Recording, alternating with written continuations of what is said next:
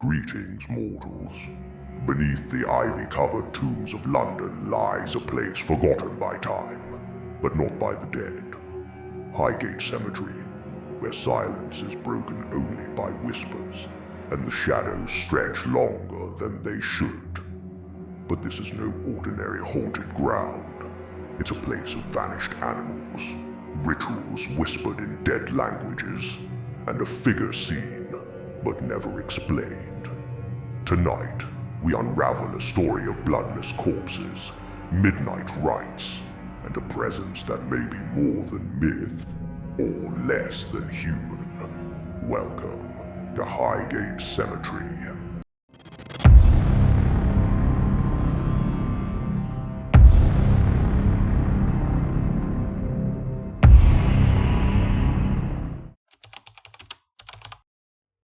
It stands like a forgotten cathedral. Highgate Cemetery, built in 1839 atop a hill in North London, it was once meant to be a garden of rest.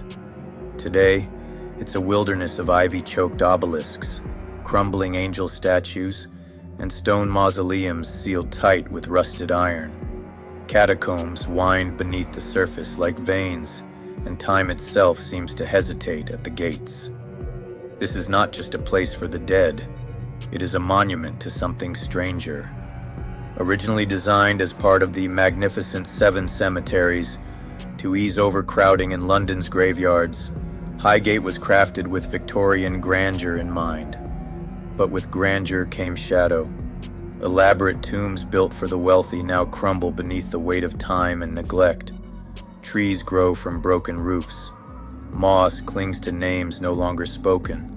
The dead here are not disturbed by man, but perhaps by something else. From the very beginning, Highgate wasn't just haunted by memory. It was alive with whispers. By the early 1900s, the cemetery had begun to gain a reputation. Groundskeepers reported coffins mysteriously shifting inside sealed tombs. Visitors heard disembodied voices, sometimes singing, sometimes screaming, drifting between rows of graves. Most unsettling were the reports of shadowy figures seen moving among the Egyptian Avenue, a walkway flanked by ancient-style vaults that seemed to defy time. There were stories of locked gates found inexplicably open the next morning, of candles burning in tombs no one had visited in decades.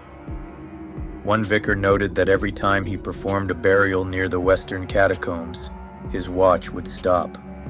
Another cemetery staffer allegedly quit after finding blood on a marble statue's hands, with no explanation for where it came from. Locals began to speak of a feeling near certain parts of the grounds, a sudden drop in temperature, a deep, unshakable sense of being watched. One frequent visitor swore she heard a voice whisper her name just outside the Lebanon Circle. When she turned, there was no one there, just a grave marked only by an iron cross, bent and blackened by time. Photographs taken in broad daylight showed mists curling through doorways that led nowhere. Dogs refused to enter the north gate. Watches stopped. Time stretched. People entered thinking they'd been inside 10 minutes, only to discover hours had passed. Something about the space distorted reality. Then came the 1960s. The post-war era had left parts of London overgrown, forgotten. Highgate became a magnet, not just for mourners, but for the curious, the daring, and the fearful. Teenagers held seances inside abandoned vaults. Bohemians wandered among the graves, searching for inspiration.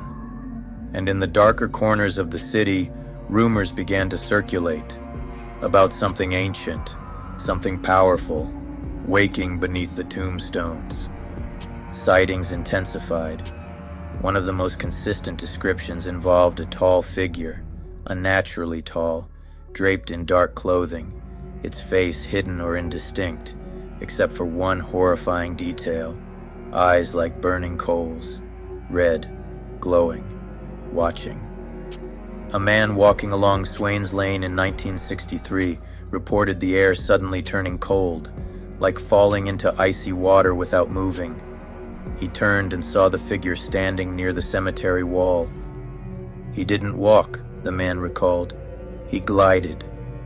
Another woman, a local school teacher, described hearing whispers in an ancient-sounding language while passing near the terrace catacombs. The wind had stopped. The trees were still, but the ivy on one tomb was shaking violently, like something was trying to break free from within. Animals began to avoid the grounds entirely. Cats were found mutilated near the gates. Foxes vanished without a trace. A 1967 newspaper article described a dog discovered with 2 precise puncture wounds in its neck, completely drained of blood. There were no footprints, no signs of struggle. Then came the teenagers.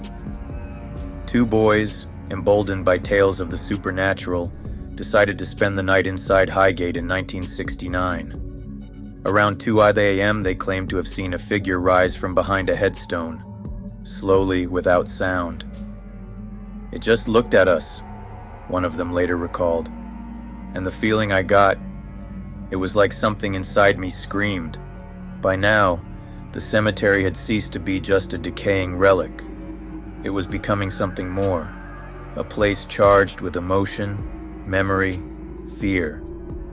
Some said it was simply urban legend, mass hysteria, but others believed something had been stirred, awakened, and perhaps fed. An elderly man living near the cemetery claimed he saw the figure watching from atop a mausoleum one night, motionless, backlit by the full moon. "It didn't vanish," he said. "It just faded." As reports increased, so did the rumors. Some said it was the ghost of a 15th century noble buried in unconsecrated ground. Others believed it to be a vampiric entity brought over from Eastern Europe in the Victorian era, buried hastily and forgotten. A few went further, claiming it was never human to begin with. Whatever it was, it had become more than just a shadow in the night.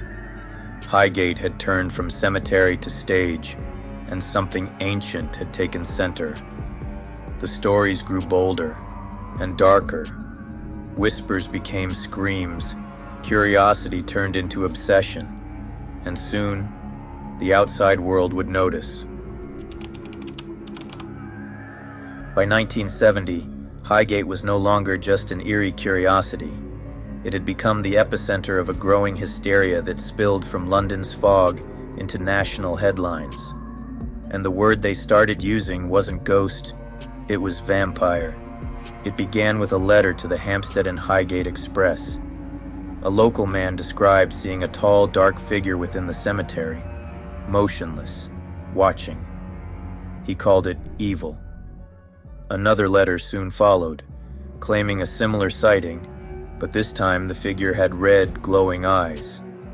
Soon the newspaper was flooded with letters, dozens, each describing variations of the same entity. A shadowy, towering figure, usually near the north gate, and always accompanied by a wave of dread. The press gave it a name, the Highgate Vampire. The phrase electrified the public imagination. Headlines declared, "Vampire stalks London Cemetery." Tabloids fed the panic like blood in water. Was this figure a remnant of some ancient evil? A restless aristocrat cursed to walk forever? Or something even darker, something summoned? Amid the frenzy, 2 names emerged, men whose rivalry would define the mythos: David Farrant and Sean Manchester. Farrant was an occult researcher and self-styled psychic investigator. He claimed to have conducted rituals inside Highgate, attempting to contact whatever presence haunted the grounds. In March of 1970, Farrant was arrested after being found inside the cemetery at night, carrying a crucifix and a wooden stake. He said he wasn't there to vandalize, but to confront what he believed was a psychic vampire. Not undead, but something that drained life energy. But Farrant wasn't alone in his obsession. Sean Manchester, a flamboyant figure who styled himself as a modern-day exorcist, stepped into the spotlight with his own claims. He believed the entity in Highgate was a literal vampire, a medieval nobleman from Wallachia who had been buried on British soil during the 18th century. According to Manchester, Satanists had unwittingly reawakened this being through rituals in the cemetery, and now it was feeding again. Manchester's theory exploded into the media. He gave interviews, photographs, diagrams. He declared he would hunt down and destroy the vampire as part of a sacred rite. He even claimed to have conducted an exorcism on live television, though the footage has never surfaced. Soon it was chaos. Teenagers began sneaking into Highgate at night, armed with stakes, cameras, or candles. Some sought thrills. Others believed they could trap or banish the vampire. The cemetery, already decaying, became a stage for ritual and recklessness. Graves were desecrated, tombs opened. One corpse was found decapitated, its body staked through the chest with an iron spike. Police intervened, but the legend only grew. Farrant and Manchester became locked in a bitter feud. Each accused the other of lies, exaggeration, even criminal behavior. Their dispute played out across tabloid pages, radio interviews, and eventually in courtrooms. Farrant sued for libel. Manchester accused Farrant of conducting black magic. It was no longer about the vampire. It was about who owned the myth. But beneath the tabloid theater, something darker pulsed. Several incidents were documented, quietly, by law enforcement. In one report, officers found a tomb smeared with blood and wax, surrounded by melted candles and ritual symbols. Another file described a woman who claimed she had been attacked by a man in a cloak who vanished when she screamed. Some stories were too bizarre to make the news. One involved a medium who entered the cemetery at night, attempting to contact the entity. She emerged hours later, shaken and mute, unable to speak for 3 days. Another group of thrill-seekers claimed they found a dead fox with its spine broken, laid out carefully inside an open coffin.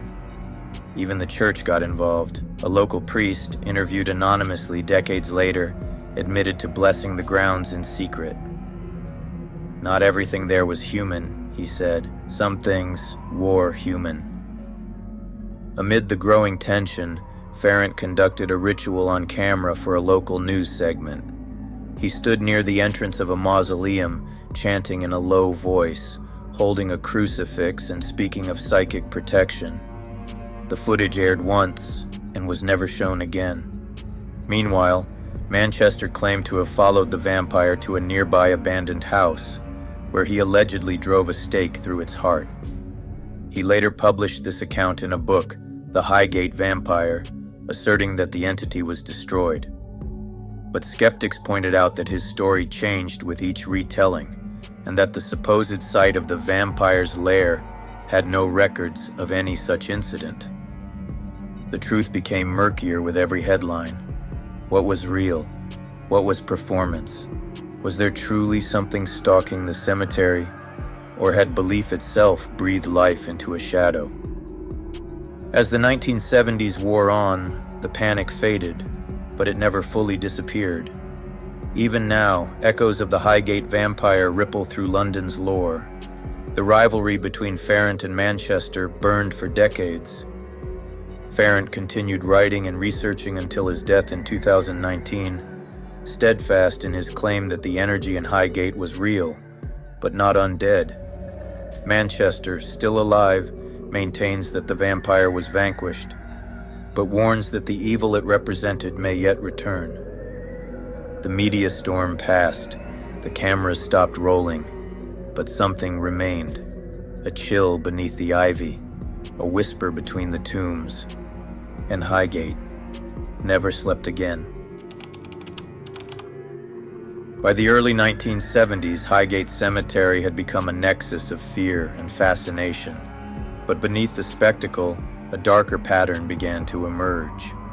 While the media focused on vampire hunters and theatrical feuds, the real horror was unfolding in silence, Inside, police reports, whispered interviews, and photographs too strange to publish. Some of these incidents never made headlines. Some were buried, deliberately. In early 1971, police responded to what they assumed was routine vandalism. A mausoleum had been broken into, the heavy stone door pried open with what appeared to be a crowbar, but inside, they found something no one could explain. A burned animal corpse, later confirmed to be a fox, placed deliberately inside the tomb, its eyes gouged out, and its body charred beyond recognition. Around it were melted candle stubs, arranged in a circular pattern, and on the wall, in what appeared to be red chalk or possibly dried blood, were symbols, neither runic nor Roman. Some resembled ancient alphabets, others appeared invented. When a local linguist was consulted, he could not identify them. "It's not a known script," he reportedly said, "but it's structured, it's language-like, intentional." In a second case, weeks later, police investigating strange noises found an unearthed coffin behind a half-collapsed mausoleum. The lid had been pried loose. Inside, the coffin bore signs of forced movement. Scratches lined the interior, and at the top, deep furrows from what appeared to be human fingernails. The corpse had decayed past identification. No name was recorded. The file was marked closed. Other discoveries were more grotesque. In 1973, a group of amateur paranormal investigators ventured into the cemetery just after midnight. Their claim, to capture evidence of the Highgate entity. What they returned with was something else entirely. One of their infrared photos showed a humanoid figure, but the limbs were wrong. One arm stretched too far. The head appeared to be twisting mid-motion, blurred not from movement, but distortion. Another image showed 3 figures in black robes standing in a circle, none of which were present during the shoot, according to the crew. No one could explain the shapes. But the audio was worse. Using reel-to-reel tape, they recorded ambient noise while walking along the terrace catacombs. At the 23-minute mark, a hiss begins, low and rhythmic. Then, a deep, guttural sound. Not human, not animal. Some described it as breathing. Others said it was growling. Then came what sounded like whispered chanting. Latin, according to one priest who reviewed the tape, but fragmented, disjointed. It sounded like reversed liturgy, he said, like a prayer said backward. These accounts would have been dismissed as exaggeration, urban legend fuel, if not for the growing number of people reporting time loss. One such case involved a young couple who entered Highgate at dusk through a broken side gate. They claimed they'd walked for maybe half an hour. When they exited, the sun had risen. Their phones had died, their watches frozen at 6:17 p.m. They had no memory of sleep, no sense of having lost consciousness. They described the experience like being underwater, every sound muffled, every movement delayed. Other time slips were more violent.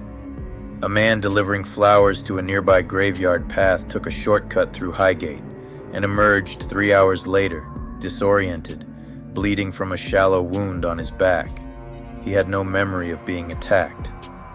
"It felt like I blinked," he said. And then everything moved. Theories began to form. Some suggested the cemetery sat atop a ley line, a node of geomagnetic energy that could warp perception. Others pointed to ritual magic, that the repeated ceremonies, both occult and spiritual, had turned Highgate into what some called a psychic battery, charging whatever presence already lingered there. One of the most chilling accounts came from a former constable who, decades later, spoke under a pseudonym. He described responding to a report of chanting inside the West Gate. When he and his partner arrived, they found no one, but they did hear something. He wouldn't describe it. There was something alive in the stone, he said. The air was vibrating, and the second we turned the corner, Everything went black, for 1 second, like the cemetery blinked. He refused to return. He retired early. Other officers were more vocal. One patrol officer in 1975 described seeing figures in black robes walking single file between the catacombs, carrying candles. When approached, the figures did not scatter or speak. They simply walked, turned down a path, and disappeared into the wall. No entrance, no door, just stone. In 1985, a groundskeeper, new to the site, quit without explanation. A co-worker later revealed the reason. The man had arrived one morning to find every crow in the cemetery dead, not scattered, not attacked, but lined up, beak to beak, in rows stretching from the Egyptian Avenue to the Circle of Lebanon, as though arranged. There were over 50 birds, no signs of poison, no predators, no tracks. More quietly, the church had begun sending people, not priests, not officially, but exorcists, quiet men, middle-aged, serious. They'd arrive at odd hours, walk the grounds in pairs, sometimes 3. They would chant, burn incense, sprinkle water that steamed as it hit the stones. One of them, interviewed under the name Father Elias, claimed the cemetery was a doorway.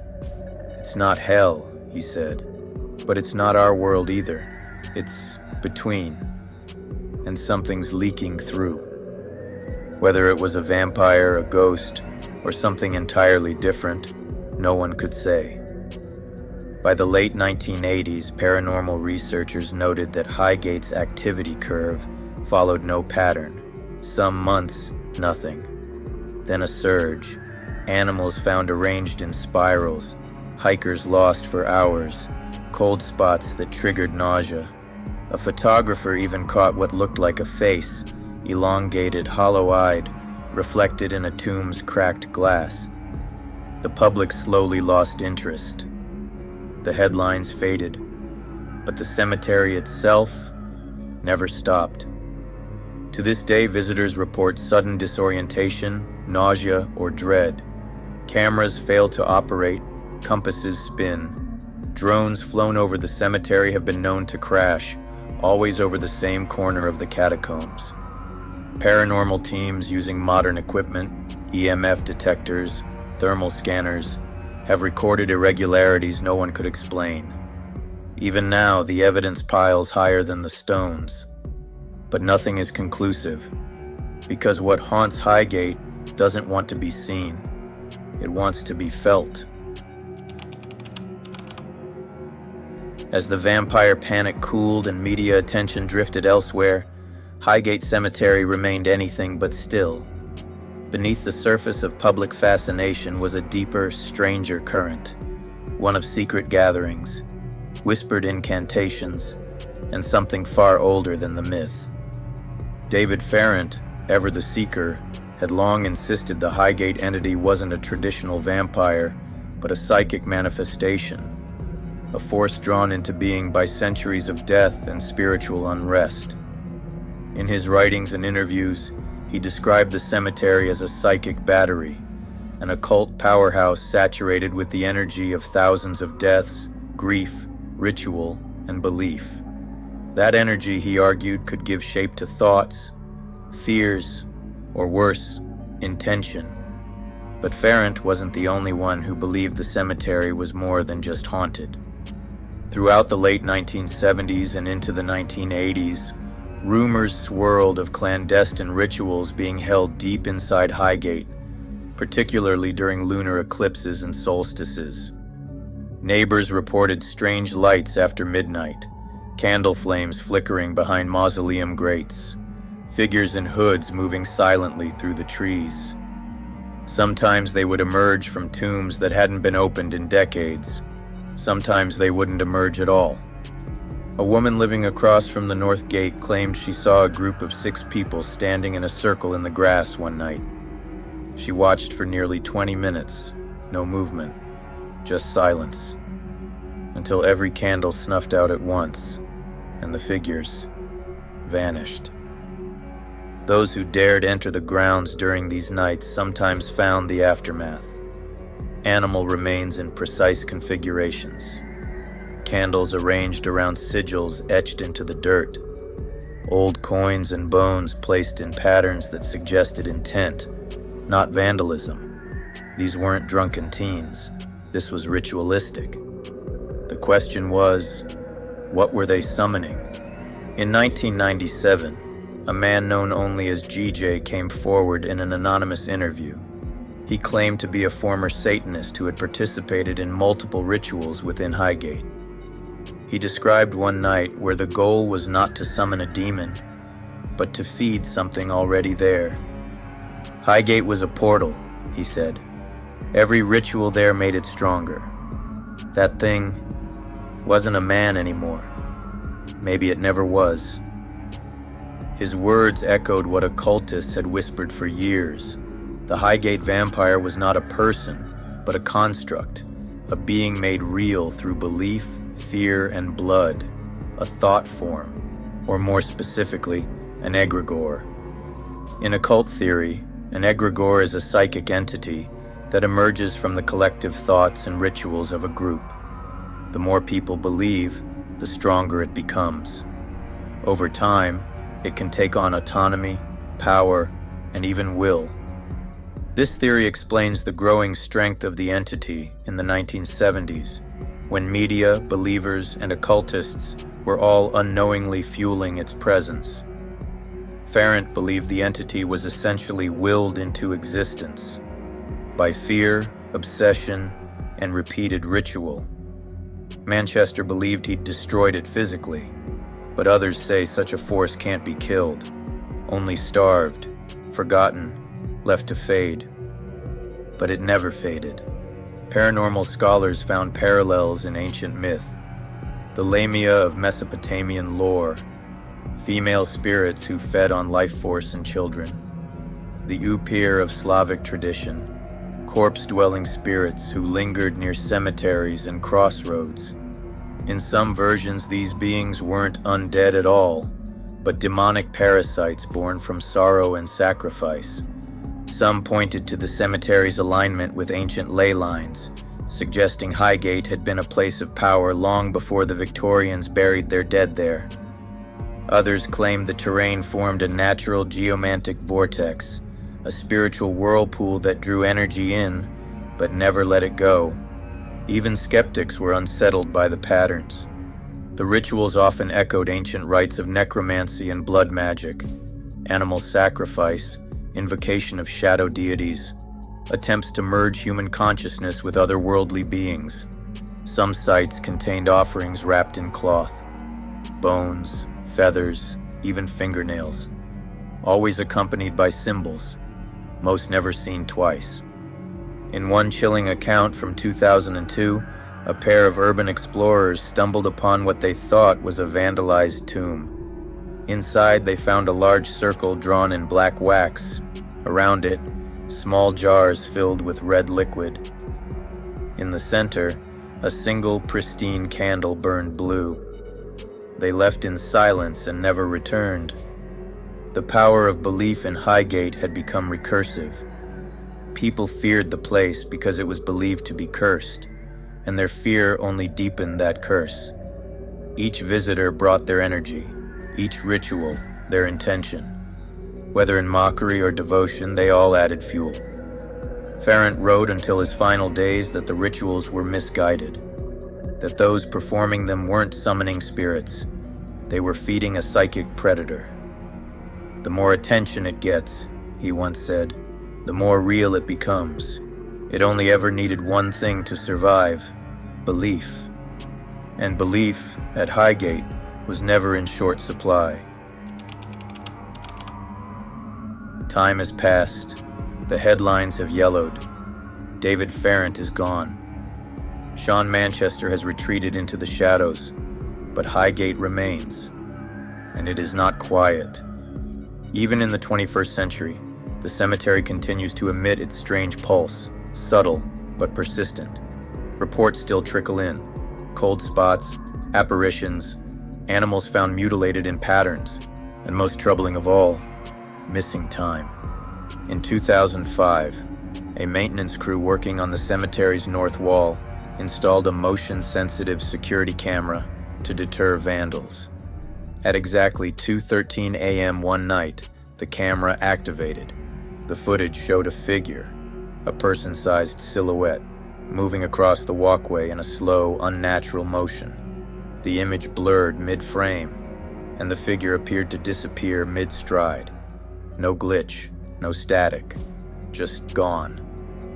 When the area was searched the next morning, there were no signs of entry, no footprints, no vandalism. The gate was locked, and yet the motion sensor had been triggered again at 2:17. No second figure was captured. In 2011, a paranormal researcher named Naomi Glass claimed to have experienced a full blackout near the Circle of Lebanon. She had been walking with two colleagues, conducting a routine EMF sweep. "Everything just shut off," she recalled. "No sound, no light, like I fell into an eye of darkness." Her team found her 20 feet from where she'd been seconds earlier, lying on the ground. The footage was corrupted. A priest, still active, agreed to be interviewed anonymously in 2021. He confirmed what many suspected. Exorcisms still occur on the outskirts of Highgate, quietly, without announcement. "Whatever is in there," he said, "isn't resting. It doesn't seek to escape. It wants to be found." He declined to describe what those rites entailed. Some accounts speak of an auditory phenomenon, a tone heard only by certain visitors, a single low-frequency hum that builds until nausea sets in. Others describe seeing human shapes only from the corner of the eye. When turned toward directly, nothing is there, but a pressure remains, a weight behind the ears, a tremble in the bones. In 2017, drone footage shot by a film student caught an anomaly, a dark form rising momentarily from behind a tomb, then slipping back into the stone. Analysis ruled out animals, light flares, or human interference. One frame, blown up and color-enhanced, shows a shape with no distinct features, but two faint points of red eyes, some believe, or reflections from within. But what might be most disturbing is how the story refuses to die. Podcasts, documentaries, Reddit threads, and dark web forums continue to circulate new sightings. Patterns, theories. They piece together a picture not just of a haunting, but of a presence maturing, changing shape with the times. No longer is it simply the Highgate Vampire. That name, some argue, was never right to begin with. It was a mask, a cultural lens, a way for the 1970s to interpret what it didn't understand. But the phenomena are older, stranger, not of folklore, but of archetype. The darkness beneath Highgate is not one entity. It's an evolving echo, a parasite of thought, fed by death, ritual, and the fears we carry with us. One investigator called it a memory that remembers itself, a presence built of repeated stories, growing each time they're told. And it still watches, from the graves, from behind the fog, in the cracks of the statues, in the reflections you don't expect. So what is it? A vampire? A psychic echo? An egregore? A gate? No one agrees, but they all say the same thing. Highgate isn't just haunted, it's alive. Some places invite death, others trap it. Highgate may be filled with marble angels and crumbling crosses, but beneath that stone lies something deeper. A shadow fed by belief, by blood, and by time. Was it ever truly a vampire, or something older, wearing the mask of myth? Sleep well, mortals, if you can. This has been Tapes of the Lost.